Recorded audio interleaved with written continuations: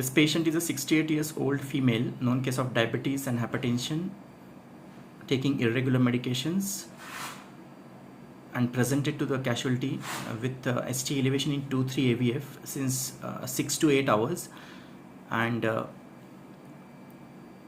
she had a continuous chest pain at that time. So echo suggestive of RWM in the RCA territory with mild LV systolic dysfunction, and after all clearance we proceeded for the angiogram, and this is the angiogram with the right radial root. This is a Tiger catheter, and you can see this is RCA, how tortuous the RCA is, and you can see there's a distal total thrombotic occlusion in the RCA before probably bifurcation of the PDA PLV. So this is a cranial view, and you can see the same thing, distal RCA, thrombotic total occlusion. And this is a iliocaudal view with for the left system, and you can see the distal LCX is a thin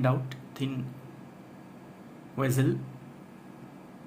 In this caudal view we can see how thin the distal LCX is. This generally happens in the diabetic patient. And this is a cranial view, and you can see there is a almost 90% stenosis in the LAD even. This is the RAO cranial view, and the same thing you can see. So we decided to do a primary angioplasty to RCA, and if patient permits, then proceed for the LAD also the same time for the complete revascularization. So we had to change the route because there was serious luxuria, and that is why we changed the route. And this is the right femoral route, and you can see the same thing, the distal RCA thrombotic occlusion. So to do the angioplasty in distal RCA with total thrombotic occlusion with such a tortuous RCA is a difficult task. You must be knowing concertina.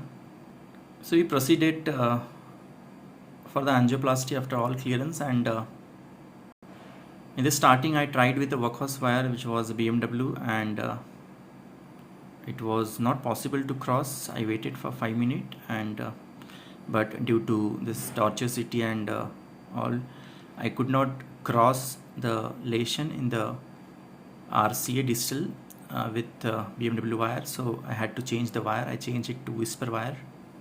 So with whisper wire I could cross the lesion, and you can see the PDA PLV branches after the lesion.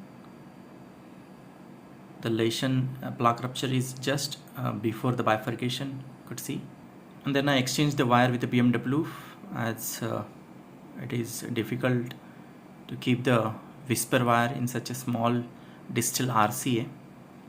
So, and you can see the lesion here just before the bifurcation. There is a plaque rupture probable.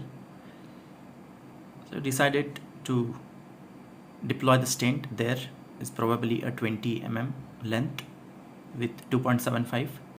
However, you can see while positioning of the stent, there is no flow in the distal RCA, just like before.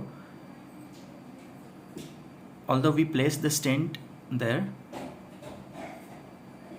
and with gazing just we positioned the stent, and this stent was 2.75 in diameter into 20 and deployed at around 14 atmospheric pressure.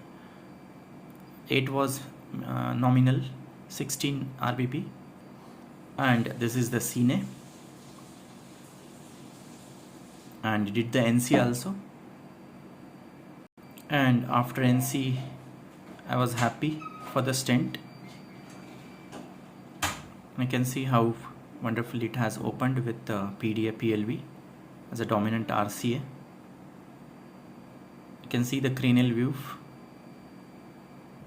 Meanwhile, we proceeded with the LED also, and this is the 3x18 stent deployed in the mid LED and did the NC. So this is the scene after the NC, and you can see the slight bend is there, but stent is expanded well.